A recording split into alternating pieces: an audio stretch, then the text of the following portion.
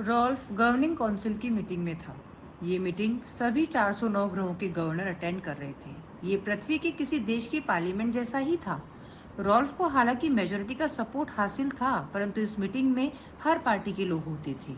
इस governing council में Rolf के प्रमुख विरोधी डेल और शिनी भी आमंत्रित थे। सभी लोगों के पास इस समय चर्चा का एक ही विषय था, वो वीडियो जो इस वक्त जौर साम्राज्य में वायरल हो चुका था। हर कोई वही वीडियो देख रहा था, खाटू की मौत का वीडियो। एक रहस्यमय व्यक्ति ने पहले खाटू की उंगलियां काटी, फिर हाथ, फिर पैर और धीरे धीरे तड़पा तड़पा कर खाटू को मार डाला। अजय सेना के कमांडर की ऐसी मौत जिसने पूरे साम्राज्य को हिलाकर रख दिया था। इसीलिए ये गवर्निंग काउंसिल की मीटिंग बुलाई गई थी। शिनी ने पहला प्रश्न किया, नाडूस के लोगों के पास इतनी हिम्मत और इतने संसाधन कहाँ से आ गए? खाटू के दफ्तर पर जो ब्लास्ट हुआ वो इतना सोफिस्टिकेटेड था जो कि नाडूस के लोग नहीं कर सकते थे। ये जोर की अजय सेना के अलावा कोई नहीं कर सकता। रॉल्फ बीच में चिल्लाया, शिनी, तुम क्या कहना चाह रही हो? ये मत भूलो, मर्कल हमारे दुश्मन है और उनके पास ऐसी बहुत सी तकनीक है। शिनी बोली, मर्कल ऐसा क्यों करेंगे? रॉल्फ बोला, अजय सेना खुद ऐसा क्यों करेगी? अपने ही लोगों को क्यों मारेगी? तभी डेल बोला, वो तो इंक्वायरी के बाद ही मालूम पड़ेगा, परंतु खाटू ने ये पागलपन वाली नीतियां क्यों लागू की नाडूस पर? रॉल्फ बोला, मुझे क्या पता? डेल बोला, पता नहीं या बताना नहीं चाहते? तुम गवर्निंग काउंसिल से क्या छुपा रहे हो रॉल्फ? रॉल्फ को डेल का ये अंदाज बिल्कुल भी पसंद नहीं आ रहा था, परंतु वो चुप रहा। डेल ने आगे बोला, हमारे 4 स्टारगेट शिप किसी अनजान मिशन पर गए हुए हैं। रॉल्फ के चेहरे की हवाइयां उड़ गई।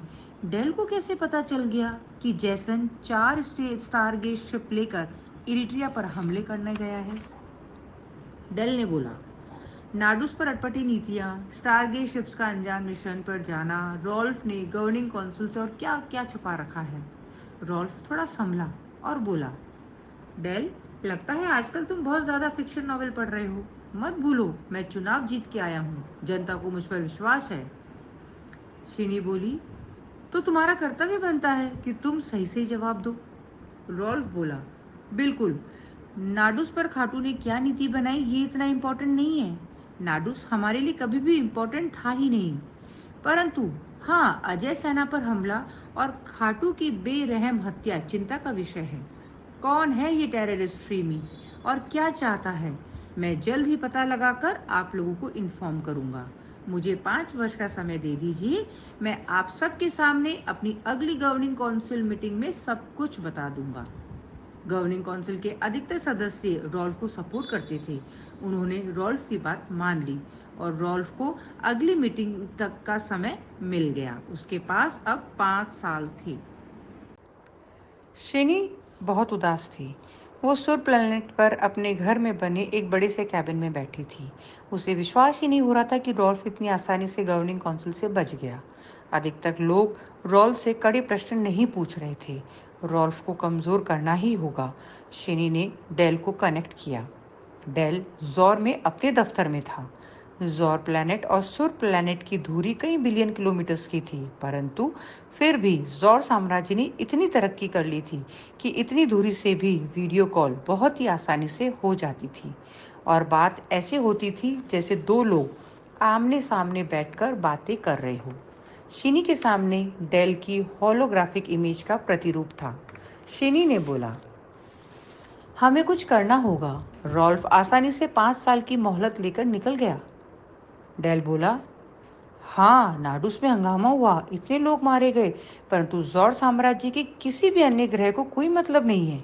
यदि यही कत्लेआम जौर में या किसी और ग्रह में हुआ होता तो अब तक हंगामा हो गया होता। शिनी बोली, समझ गई। डेल बोला, क्या? शिनी बोली, इसीलिए रॉल्फ ने नाडूस को चुना। डेल बोला, मतलब तुम ये कह रही हो कि ये रॉल्फ की चाल है? नाडूस पर अत्याचार करो और फिर एक टेररिस्ट फ्रीमी पैदा करो? शिनी बोली, हो सकता है फ्रीमी रॉल्फ का आदमी हो। डेल बोला, पर इससे रॉल्फ को क्या फायदा मिलेगा? शीनी बोली, यही तो समझ नहीं आ रहा। डेल बोला, हो सकता है फ्रीमी मर्कल का आदमी हो। शीनी बोली, हाँ हो सकता है, क्या मैं मिलूं इस फ्रीमी से? डेल बोला, क्या करोगे मिलकर? शीनी बोली, जो इतनी आसानी से नाडूस पर अजय सेना के कमांडर को मार सकता है तो सोचो वो कितना काम का आदमी होगा, रॉल्फ के खिलाफ काम आ सकता है। डेल बोला, परंतु तुम उससे मिलोगी कैसे? शीनी बोली, वो मेरे पर छोड़ दो, मेरा एक आदमी है, एक व्यापारी जो किसी को भी ढूंढकर मेरी मीटिंग फिक्स करवा सकता है। डेल बोला, ठीक है, फिर मिलो इस फ्रीमी से। शीनी ने डेल से कनेक्शन काट दिया और अपने रोबोट असिस्टेंट को बोला, मुझे जगत सेठ से कनेक्ट करो। जगत सेठ नाडूस पर था और नाडूस पर ऐसा कोई नहीं था जिससे वो मीटिंग नहीं करवा सकता था। जल्द ही जगत सेठ से कनेक्शन स्थापित हुआ। शीनी बोली, मुझे फ्रीमी से मिलना है। जगत सेठ बोला, शीनी मैडम का हुक्म सर आंखों पर, परंतु 5 लाख टिक लगेंगे। शीनी चिल्लाई, 5 लाख टिक? पागल हो गए हो? एक मीटिंग के 5 लाख कौन मांगता है? जगत सेठ बोला, ठीक है, फिर आप अपने आप मीटिंग सेट कर लो। शीनी ने रिक्वेस्ट की, प्लीज़ 5 लाख बहुत ज़्यादा है। जगत सेठ ने कहा, मैम फ्रीमी भी तो बहुत कीमती है। शीनी समझ गई थी कि जगत सेठ उसकी मजबूरी का फ़ायदा उठा रहा है, परंतु उसके पास कोई भी चारा नहीं था।